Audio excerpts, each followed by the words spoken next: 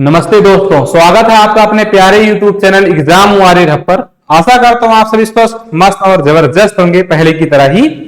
तो आज हम लोग पढ़ने वाले अभ्यास 1B और प्रश्न नंबर 2। ठीक है, तो प्रश्न नंबर 2 को हम लोग एकदम बेहतरीन ढंग से सॉल्व कर रहे होंगे और आपको समझा रहे होंगे। तो आइए यहाँ पर हम लोग चलते हैं, क्वेश्चन को देखते हैं और समझते हैं। यहाँ पर क्या बोल रखे हैं, प्रश्न को पढ़िए और समझिए और उसके बाद बताइएगा कि आपका आंसर क्या रहने वाला है। तो देखिए यहां लिखा है, निम्नांकित परमेय संख्याओं को जोड़कर बताइए कि योगफल परमेय संख्या है अथवा नहीं। तो परमेय संख्या की परिभाषा इसके पहले वीडियो में भी मैं आपको बता चुका हूं। एक ऐसी संख्या जिसे अंश बटे हर मतलब p बटे q के रूप में व्यक्त किया जाए वो क्या कहलाती है, परमेय संख्या कहलाती है। ठीक है ना, ये मैंने यहाँ पे लिख दिया। आइए इस प्रश्न को सॉल्व करते हैं। इस तरफ पहले वाले को कर लेते हैं। यहाँ पर अब देखो पहला प्रश्न आपको दिख रहा है यहाँ पे ना, ये तो ये क्वेश्चन आपका लिखा रहेगा। अब लिखेंगे हल, तो हम लोग क्या करेंगे, -3/4 तो लिखा है, लिखूंगा और जो और लिखा है वहां पर क्या लगाऊंगा, प्लस, क्योंकि योग करना है, और यहां पर 3 लिखूंगा। उसके बाद क्या करूंगा भाई, इसको सॉल्व कैसे करेंगे। अब इसके नीचे लिखूंगा 1, जब कुछ नहीं रहता तो क्या लगा लेंगे 1।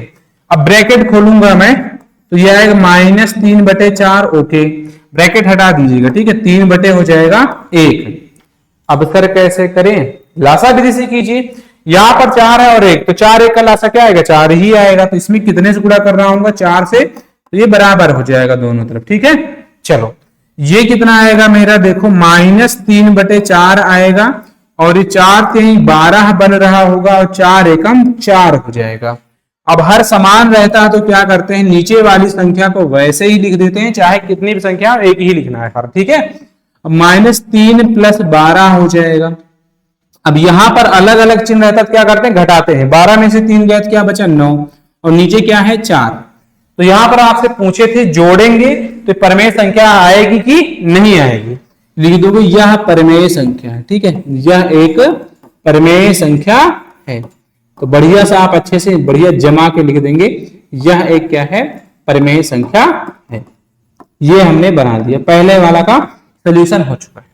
अब मैं चलता हूं दूसरे वाले पे, देखता हूं दूसरा वाला क्या है भाई। तो पहला वाला हमने यहां पर कर दिया है, अब दूसरे वाले की बारी है। तो आइए दूसरा वाला इस तरफ यहां पर हम लोग करते हैं।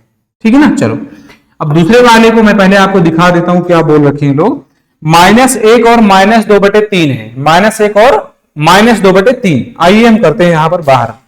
तो क्या करेंगे, हल लिखेंगे और लिखा था -1 लिखूंगा और के स्थान पे प्लस लगा दूंगा मैं, और -2/3 लिखा है तो -2/3 लिख रहा हूं, है ना।